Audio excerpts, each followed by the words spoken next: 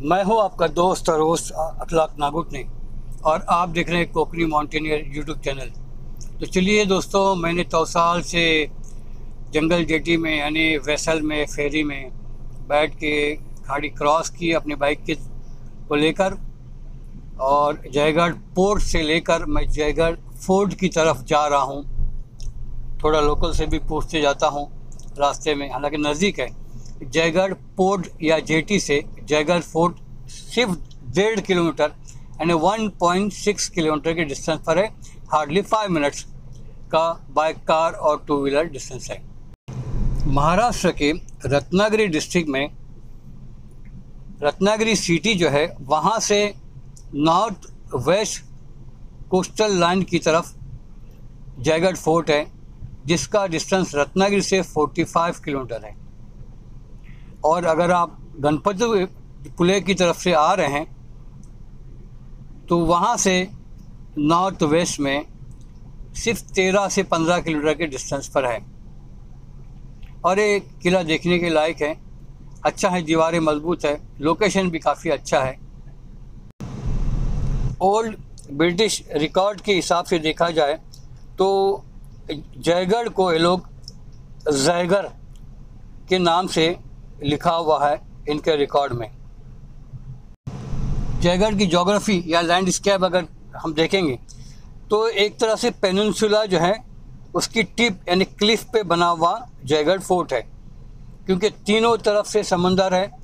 एक तरफ से रिवर, नॉर्थ और ईस्ट साइड से रिवर है, और वेस्ट साइड में और थोड़ा नॉर्थ पर वहाँ पे अरबियन सी है। और तीन तरफ से पानी होने की वजह से ये एक तरह से पेनिनसुला का फोर्ट है, जिसको जजीरा नुमा कहा जाता है, द्वीपकल्प जिसे कहा जाएगा। सी लेवल से 250 फुट की हाइट पर है, यानी इसके नॉर्थ और वेस्ट में साइड में देखेंगे और थोड़ा ईस्ट का पार्ट भी देखेंगे तो सीधा एकदम ढलान है और सीधा नीचे सामने समुंदर है।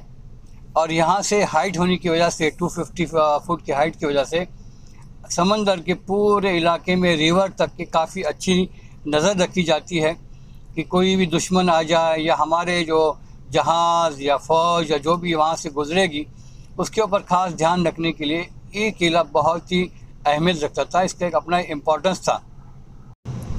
किला 13 एकड़ से ज़्यादा ज़मीन इलाके में फैला हुआ है, दीवारें काफ़ी मजबूत है। इस किले में कान्होजी आंग्रे जो एडमिरल थे मराठा नेवी के, उनका पैलेस भी था बीच में, और बीच में गणपति मंदिर भी है जिसको आप भी वीडियो में देखेंगे। किले में पीने के पानी का अच्छा इंतज़ाम था, अच्छा कुआं बना हुआ था जो अक्सर अभी साफ़ सफाई नहीं होने की वजह से सूखा हुआ नज़र आता है।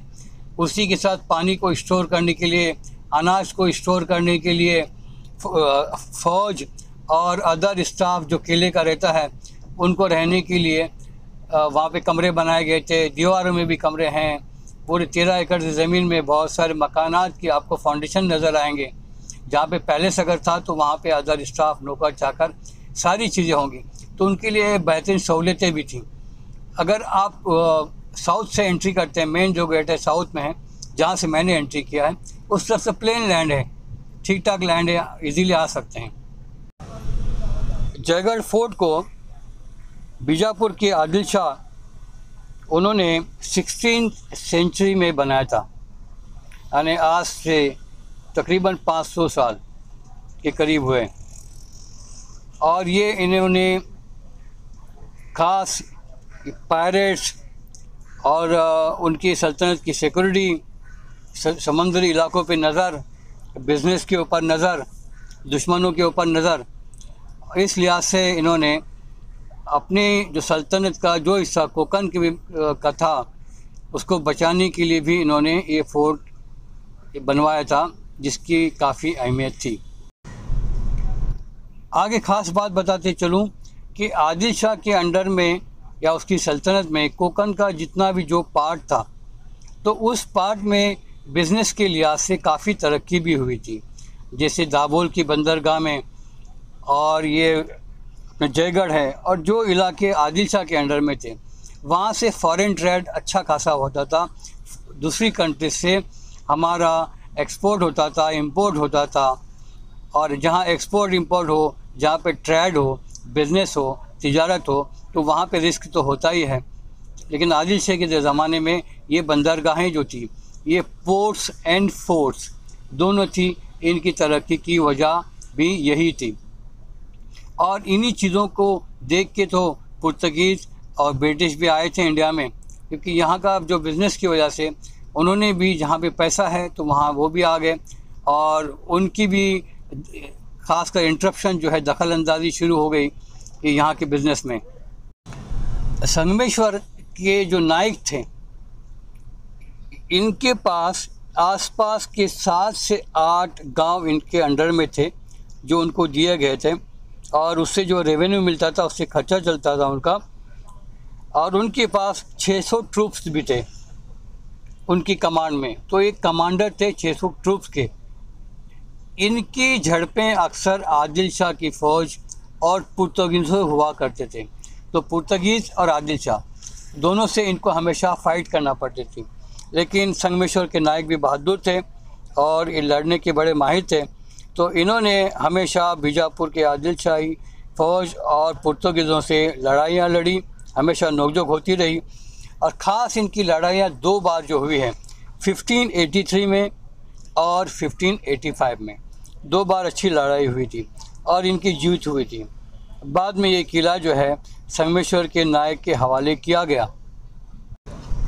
उस ज़माने में कान्होजी आंग्रे, मराठा फ़ौज के एडमिरल, नेवी के एडमिरल, इनका भी अपना ज़ोर था, इनकी अपनी बहादुरी थी। और इनको कोंकण के 10 जो किले हवाले किए गए थे, जिसमें से एक किला जयगढ़ का भी है। और ये जयगढ़ का किला बालाजी विश्वनाथ पेशवा ने 1713 में 1713 में उनके हवाले किया।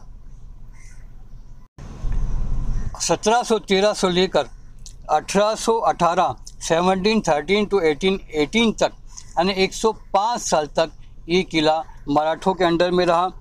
कान्होजी आंग्रे जी ने अपना वहाँ पे पैलेस भी बनाया, उसमें कुछ इम्प्रूवमेंट करना था, कुछ किले में चेंजेस करना था, कहीं पे ब्रुज एक्स्ट्रा या दीवारें वगैरह बनानी थी, तो वो भी उन्होंने इम्प्रूवमेंट का काम किया। ये देखिए सामने वॉच टावर भी आप देख रहे हैं, जहाँ से ऊपर से एक तरह से नज़र रहती है। जिस तरह से आजकल पुलिस जो कोस्टल लाइन पे अपने छोटे छोटे टावर बनाती है, तो ये लोग में 3-3 मंजिला ऐसे टावर बनाए थे जो अंदर से टूट फूट गया है, क्योंकि इनका लकड़ी का बेयर हुआ करता था और उसके ऊपर स्लैब होता था। तो इस तरह से इन्होंने देखिए समंदर पे काफ़ी गहरी नज़र रखने के लिए दूर तक। और सामने आंग्रे के नाम से आंग्रे पोर्ट भी बनाया गया है जयगढ़ में, ये आप जो देख रहे हैं आंग्रे पोर्ट। जिस तरह आपने अलीबाग, रेवदंडा, चौल और आगे हरने, बानकोट के फोर्ट्स के एपिसोड्स में देखा कि 1738, 39, 40 के आसपास जो एग्रीमेंट्स हुए पुर्तगीज़ों के और उस वक्त जो लड़ाइयाँ हुई थी, और मराठा कमज़ोर हो गए थे, पेशवा और मराठों में कॉन्फ्लिक्ट शुरू हुए थे, आपस में इन लोग की लड़ाइयाँ और नाराज़गियाँ सब चल रही थी। उसी दौरान जो है ना, ये किले बाद में कुछ अपने पेशवास के हवाले हो गए, कुछ कान्होजी के आंग्रे और वो उनके बाद उनके बच्चों के साथ रह गए, कुछ को वापस ब्रिटिश ने काबू किया, कब्ज़ा कर लिया। तो इस तरह से 1818 में ये फोर्ट वापस विदाउट एनी स्ट्रगल, बिना लड़ाई के, ये किला है ब्रिटिश के अंडर में आ गया। तो ब्रिटिश ने कैप्चर किया बिना किसी लड़ाई के। और 1818 से 1857 तक ये ईस्ट इंडिया कंपनी के अंडर में किला था। ईस्ट इंडिया कंपनी यानी जो बिज़नेस करते थे, यूरोप की कंट्री थी, इंग्लैंड की थी, और ये बिज़नेस की कंपनी थी। और इन्होंने क्या किया था, उसको यूज़ किया था अपने बिज़नेस के हिसाब से। 1818 में जो जंग जो हुई थी अदर किलों के लिए भी, और फिर जो सेटलमेंट के बाद जयगढ़ का जो किला था वो अपने ब्रिटिश के हवाले जो किया गया था, तो उस वक्त जो जंग हुई थी तो उसको कहा जाता है ब्रिटिश एंग्लो या एंग्लो मराठा वार कहते हैं। और ये जी 3rd एंग्लो मराठा वार थी, तीसरी जंग थी, 3rd मराठा एंग्लो वार जो 1818 में हुई थी। और उसी वक्त ही ब्रिटिश ने ये किला कैप्चर किया था। उसके बाद अदर पेशवा और जो मराठा सरदार वगैरह इनके पास ही रहा। बाद का ज़माना बड़ा ठंडा रहा, बिज़नेस वो ठप हो गई। आदिल शाह का अमल दखल जब वहाँ से ख़त्म हो गया, बिज़नेस भी ठप हो गया, आपस में लड़ाइयाँ जब शुरू हुई, तो फिर 1857 से 1947 तक के गवर्नमेंट का ही अंडर में रहा। इंडिया गवर्नमेंट जब इंडिया आज़ाद हो गया तो फिर अभी ये आर्कियोलॉजिकल सर्वे ऑफ इंडिया के अंडर में किला है। तो ये किले का ख़ास जो इतिहास जो मैंने आपको अभी बताया है, आपने ज़रूर वहाँ पे विज़िट करना चाहिए, देखना चाहिए। तो आइए दोस्तों, आपको ये बात वापस से मैं दोहरा दूँ, बता दूँ कि हिंदुस्तान अगर सोने की चिड़िया कहा जाता था तो उसमें कोकन के 720 किलोमीटर साहिल समंदर, कोकन की नदियाँ, कोकन के दरियाओं और उससे भी बढ़कर कोकन के लोगों के टैलेंट का बड़ा हिस्सा था। इसी वजह से तो हिंदुस्तान सोने की चिड़िया बन गया था। वापस से हमें अपनी ईमानदारी, वफादारी, मेहनत से हिंदुस्तान को सोने की चिड़िया बनाना है, और जिसमें कोकन के लोगों का बड़ा योगदान रहेगा, क्योंकि कोकनी लोग बड़े मेहनती होते हैं, ईमानदार होते हैं, चीटिंग नहीं करते हैं, कोई भी किसी तरह से खौफ नहीं खाते हैं, डरते नहीं, लड़ते हैं तो जान भी देने के लिए तैयार होते हैं। तो आइए हम सब मिलकर वापस से खूब तरक्की करें और अपनी कोस्टल लाइन का भरपूर फ़ायदा उठाएं। आप बैक वाटर टूरिज़्म करें या और जो टूरिज़्म से रिलेटेड जो भी जितने भी बिज़नेस हैं, आप इसमें ज़रूर आइए और उसमें शरीक हो जाइए और अपनी इकोनॉमी को बढ़ाइए, अपने यूनिटी को कायम रखिए।